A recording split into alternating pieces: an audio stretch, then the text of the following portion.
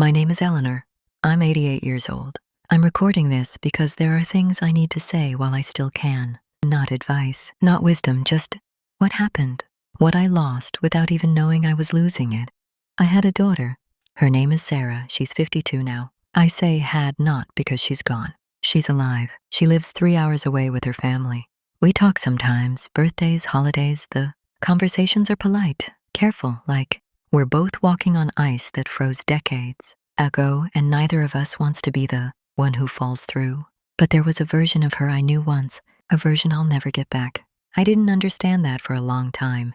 When Sarah was little, she used to follow me everywhere. Kitchen, garden, even the bathroom sometimes. She'd talk nonstop. About her stuffed animals, about clouds, about questions that didn't have answers. I remember thinking, God, give me 5 minutes of quiet. I was tired. I was always tired back then. My husband worked long hours. I kept the house, raised her and her brother, cooked every meal from scratch because that's what you did.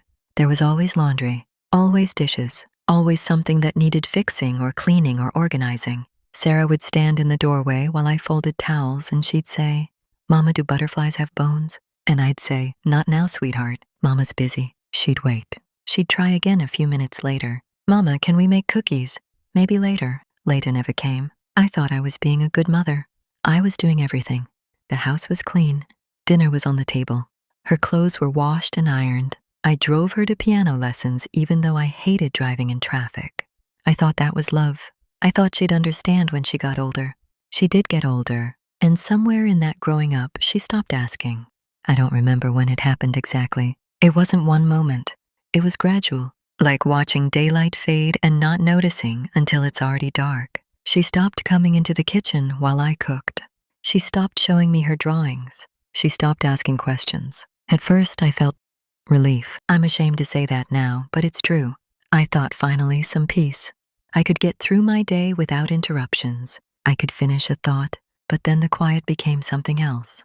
When she was 13, maybe 14, she started spending more time in her room. Door closed, music playing softly behind it. I'd knock sometimes and ask if she wanted tea, if she needed anything. I'm fine, Mom. Always fine. I told myself it was normal. Teenagers need space. They pull away.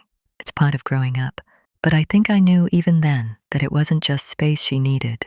It was distance from me. There was a night, I remember this so clearly, when she came downstairs while I was reading. She stood there for a moment, hesitating. She had something in her hand, a notebook, I think. She said, Mom, can I show you something I wrote? I looked up. I was tired. I'd had a long day. And I said, can it wait until tomorrow? I'm just finishing this chapter. She nodded, said okay, went back upstairs. Tomorrow came. I didn't remember to ask. She didn't bring it up again. I found that notebook years later after she'd moved out.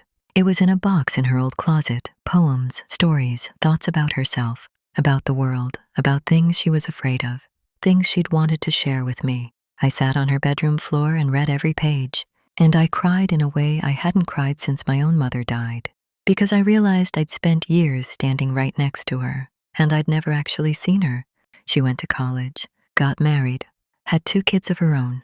We stayed in touch. We were never estranged, not officially. She called on Mother's Day, sent photos of the grandchildren, invited me for Thanksgiving. But there was always this flatness, this politeness, like I was someone she was obligated to know, not someone she wanted to. I tried a few times to bridge it, to ask her real questions, to get past the surface. I'd say, how are you really doing? And she'd smile and say, I'm good, Mom, busy but good. I wanted to say, tell me what you're afraid of. Tell me what keeps you up at night. Tell me who you are now. But I didn't know how, because I'd never learned how to listen. A few years ago, she came to visit with her youngest. He was maybe 5. He followed her around the whole time, asking a million questions. Mommy, why's the sky blue? Mommy, can we bake something? Mommy, look at this!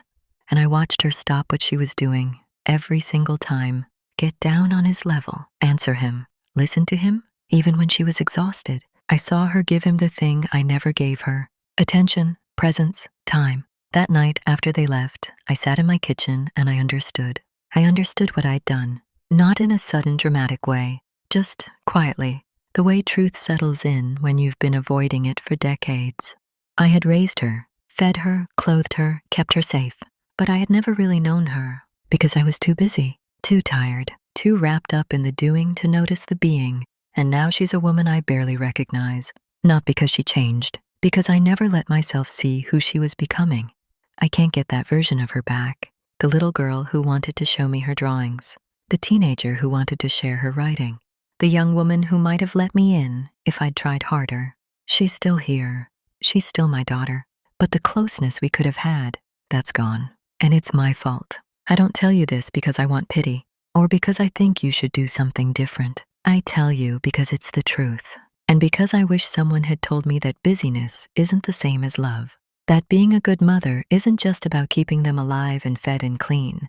It's about seeing them, hearing them, knowing them. And I didn't. I think about her often now, about the conversations we never had, the moments I missed because I was folding laundry or reading a book or just tired. I think about the daughter I could have known. If I'd put down the dish towel and just listened. I'll never know her now. That version of her is gone, and I'm the one who let her disappear. If you've stayed with me this long, thank you.